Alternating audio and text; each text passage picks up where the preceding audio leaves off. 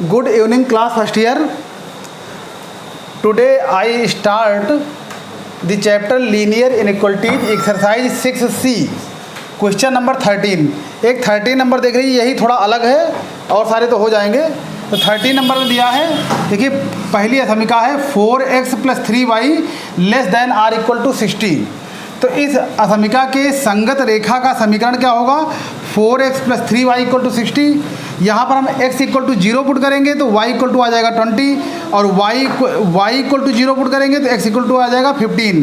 तो हम कह सकते हैं कि रेखा A बिंदुओं A 0, 20 तथा B 15, 0 से होकर जाएगी। अब देखिए इस असमीका को मूल बिंदु सेटिस्फाई करता है कि नहीं करता है। तो हम x = 0 और y = 0 पुट करेंगे तो 0 < 60। तो 0 क्या है? 60 से छोटा है, ये सत्य है। अतः मूल बिंदु असमीका के हल क्षेत्र में आएगा।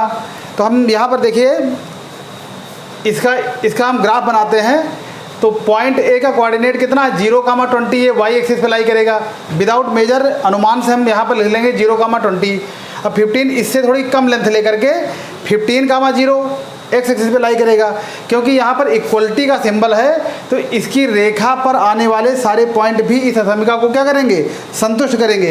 इसलिए लाइन क्या होगी? डार्क होगी, ठीक है। और साथ में मूल बिंदु इसको सेटिस्फाई कर रहा है, इसलिए जो सोल्यूशन का डायरेक्शन होगा वो मूल बिंदु के डायरेक्शन में होगा। तो ये पहली असमीका का ग्राफ हो गया, नोट कर लीजिए।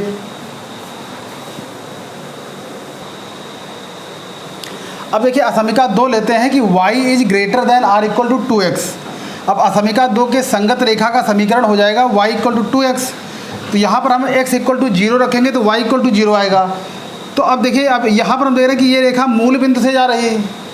तो मूल बिंदु से जा रही तो अब x = 0 y = 0 एक ही में आ गए। तो हमको एक दूसरा पॉइंट और लेना पड़ेगा रेखा को बनाने के लिए। मतलब रेखा 2 बिंदुओं से जाएगी तो उसके लिए हम यहाँ पर x का कोई भी मान, कोई भी रियल नंबर ले सकते हैं। लेकिन थोड़ा फिगर क्लियर आए उसके लिए हमने यहाँ पर आप x = 1, 2, 3, 4 कुछ भी ले सकते हैं। लेकिन यहाँ पे हमने x = जैसे रैंडमली 5 ले लिया तो 5 2 10, y = 10। अब हम कह सकते हैं कि रेखा B जो है वो बिंदुओं मूल बिंदु 0, 0 और C 5, 10 से होकर जाएगी। तो देखिए यहाँ पर हमने देखिए ये 15 था तो इसके 3 पार्ट कर लिए तो 5, 10, 15। तो 5 और कामा, क्योंकि ये 20 था, 20 का आधा क्या हो जाएगा? 10। तो 5, 10 ये है बिंदु C, ये बिंदु C है, ये बिंदु C है। तो अब मूल बिंदु इससे होकर ये रेखा जा रही है क्योंकि इक्वलिटी का सिंबल है, इसलिए डार्क लाइन कर देंगे।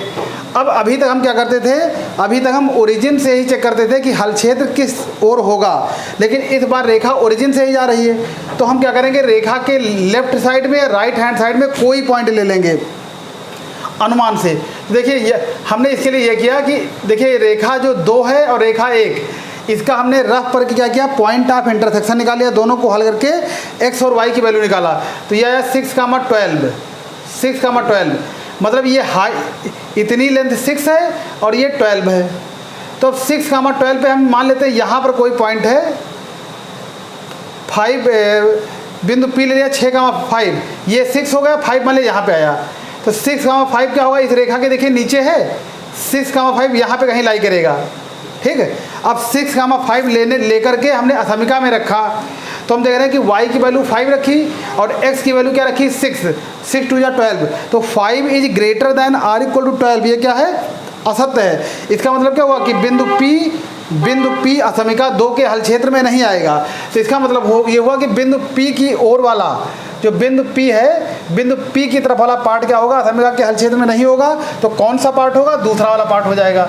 मतलब इस डायरेक्शन में क्या होगा? असमीका का हल क्षेत्र होगा। तो इसमें बस मेन यही बताना था, क्योंकि जब असमीका मूल बिंदु से जाएगी तब ये देखना रहेगा। तब देखिए 2 हो गए, राइट डाउन।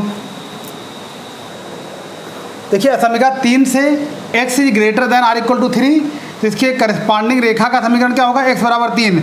और हम जानते हैं x = 3 जो लाइन होगी वो क्या होगी? y अक्ष के समांतर होगी और राइट साइड में होगी क्योंकि 3 पॉजिटिव है। अब x = 0 पुट करेंगे तो 0 < 3 क्या है? असत्य है। मतलब असमीका के हल क्षेत्र में मूल बिंदु नहीं आएगा। x > 0 और y > r0 का तात्पर्य हमेशा क्या होगा? हल क्षेत्र जो होगा वो प्रथम चतुर्थांश में होगा। कैसे? जैसे इसके संगत रेखा का समीकरण क्या होगा? x बराबर जीरो वाई अक्ष का समीकरण है, मतलब पूरा पूरा वाई अक्ष आएगा। और x is greater than zero, x positive क्या होता है, राइट साइड में होता है वाई अक्ष के, मतलब इसका मतलब हुआ कि वाई अक्ष आएगा और वाई अक्ष के राइट साइड वाला पार्ट आएगा। y is greater than or equal to zero, तो y इक्वल टू जीरो क्या होगा, x अक्ष का समीकरण होगा।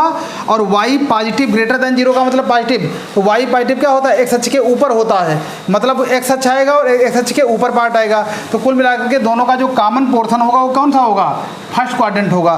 तो इसका मतलब हमेशा यही होगा कि x is greater than or equal to zero और y is greater than or equal to zero का तात्पर्य क्या होगा, जो हल क्षेत्र होगा वो प्रथम चतुर्थांश में होगा। अब यहाँ पर देखिए x इक्वल टू 3, तो देखिए यहाँ पे हमने 5 बताया था, 5, 10 और 15, तो 3 यहाँ पे लगभग आ जाएगा। तो x इक्वल टू 3 ये लाइन होगी जो y अक्ष के समांतर होगी। अब इसमें भी कहा गया कि मूल बिंदु नहीं आएगा तो राइट साइड, ईस्ट साइड का डायरेक्शन क्या होगा, सॉल्यूशन में आएगा। तो हम देख रहे हैं कि सबका कॉमन पोर्शन कौन सा है, देखिए पहली लाइन क्या है, ई डायरेक्शन में है, तो ये पोर्शन आ जाएगा, ठीक है। दूसरी लाइन का डायरेक्शन कौन सा है, ये डायरेक्शन है, तो ये पोर्शन आ जाएगा। और तीसरी लाइन ये है, इसका डायरेक्शन ई डायरेक्शन में, राइट, तो ये जो ट्रायंगल होगा एफ डी और ई, यही क्या होगा, सुसंगत क्षेत्र होगा, या सभी असमिकाओं का हल क्षेत्र यही होगा, ये जो पोर्शन होगा। हम कह सकते हैं यहीं पे लिख दें कि अतः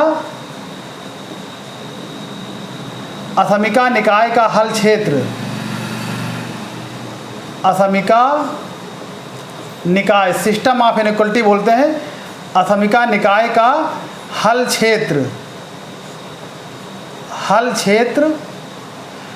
ट्रायंगल एफ ई डी होगा। असमिका निकाय का हल क्षेत्र ये ट्रायंगल होगा।